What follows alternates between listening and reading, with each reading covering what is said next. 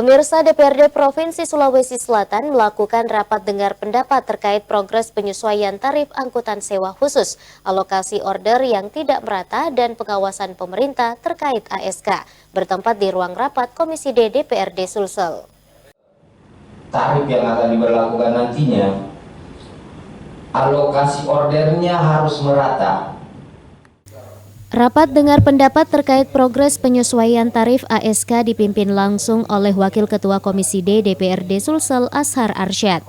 Dalam RDP tersebut, yang menjadi persoalan para driver mengenai progres penyesuaian tarif angkutan sewa khusus alokasi order yang tidak merata.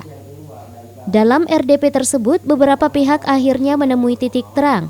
Dewan dan komunitas driver sepakat untuk menaikkan tarif yang diberikan driver online dengan catatan dapat memberikan pelayanan yang baik dan kenyamanan para konsumen.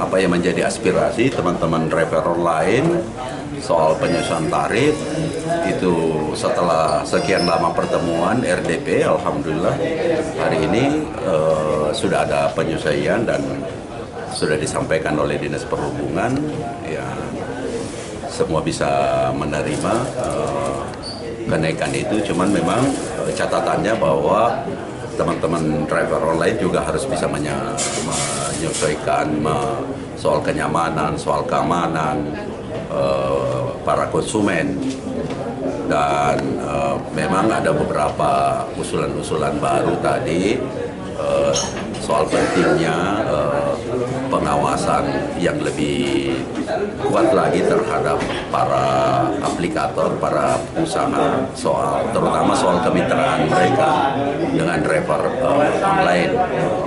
Itu beberapa catatannya sebenarnya.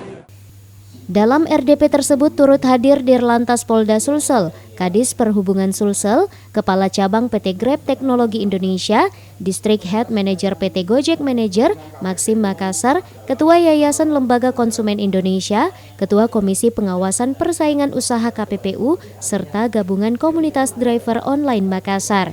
Ardi Jaho, Celebes TV.